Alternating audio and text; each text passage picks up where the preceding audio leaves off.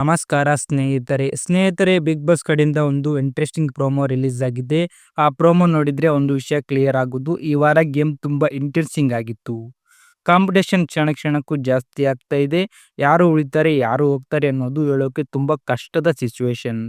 ಈ ವಾರ ಯಾವ ಫೇವರಿಸಂ ಇಲ್ಲ, ಯಾರಿಗೂ ಸ್ಪೆಷಲ್ ಟ್ರೀಟ್ಮೆಂಟ್ ಇಲ್ಲ ಅಂತಾನೆ ಪ್ರೋಮೋ ಇಂಡೈರೆಕ್ಟ್ ಆಗಿ ಹೇಳ್ತಿದೆ.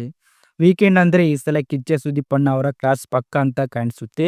ಈ ವಾರ ನಡೆದ ಘಟನೆಗಳನ್ನ ನೋಡಿದ್ರೆ ಒಬ್ಬರು ತಪ್ಪು ಇನ್ನೊಬ್ಬರ ತಪ್ಪು ಅಂತಲ್ಲ, ಬಹುತೇಕ ಎಲ್ಲರ ಕಡೆಯಿಂದಲೂ ಸ್ವಲ್ಪ ಸ್ವಲ್ಪ ತಪ್ಪುಗಳಾಗಿವೆ.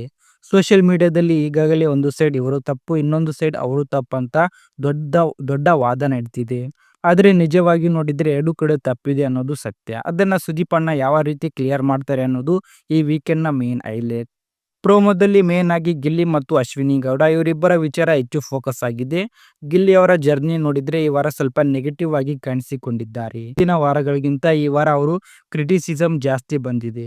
ಅಶ್ವಿನಿ ಗೌಡ ಅವರ ವಿಷಯದಲ್ಲಿ ಇತ್ತೀಚೆಗೆ ಅವರ ಆಟದಲ್ಲಿ ಬದಲಾವಣೆ ಕಾಣಿಸ್ತಾ ಇದೆ. ಅದಕ್ಕೆ ಒಂದು ವರ್ಗದ ಜನರಿಂದ ಪಾಸಿಟಿವ್ ರೆಸ್ಪಾನ್ಸ್ ಕೂಡ ಬರ್ತಾ ಇದೆ.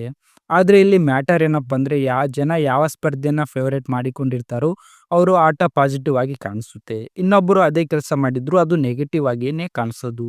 ಇದೇ ಬಿಗ್ ಬಾಸ್ ನ ರಿಯಾಲಿಟಿ. ಈ ವಾರ ದೊಡ್ಡ ಗಲಾಟೆ ಕ್ಯಾಪ್ಟನ್ಸಿ ಕೂಡ ಒಂದು ಕಾರಣ. ಕ್ಯಾಪ್ಟನ್ ಆಗಿರೋರಿಗೆ ಕೆಲವು ಕೊಡುವ ಜವಾಬ್ದಾರಿ ಇರುತ್ತೆ, ಅದನ್ನ ಮಾಡಿಸೋ ರೀತಿ ಮೇಲೆ ಬಹಳಷ್ಟು ವಾದಗಳಾಗಿವೆ.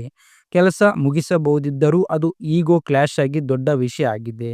ಇಲ್ಲಿಂದನೇ ಗಿಲ್ಲಿ ಮತ್ತು ಅಶ್ವಿನಿ ನಡುವಿನ ಟೆನ್ಷನ್ ಇನ್ನೂ ಜಾಸ್ತಿ ಆಯಿತು. ಇದಕ್ಕೆ ಫೇವರಿಸಂ, ಸುಳ್ಳು ಹೇಳಿದ್ರಾ ಇಲ್ವಾ, ಯಾರು ಸರಿ ಯಾರು ತಪ್ಪು ಅನ್ನೋ ಟಾಪಿಕ್ಗಳು ಈ ವಾರದ ಕ್ಲಾಸ್ನಲ್ಲಿ ಕಡ್ಡಾಯವಾಗಿ ಬರೋದು ಪಕ್ಕಾ. ಸುದೀಪಣ್ಣ ಈ ಎಲ್ಲ ವಿಷಯಗಳಿಗೆ ಯಾವ ತರ ತೀರ್ಮಾನ ಕೊಡ್ತಾರೆ, ಯಾರಿಗೆ ಕ್ಲಾಸ್ ಬೀಳುತ್ತೆ, ಯಾರು ಸೇಫ್ ಆಗ್ತಾರೆ ಅನ್ನೋದು ಇಂಟ್ರೆಸ್ಟಿಂಗ್ ಆಗಿದೆ.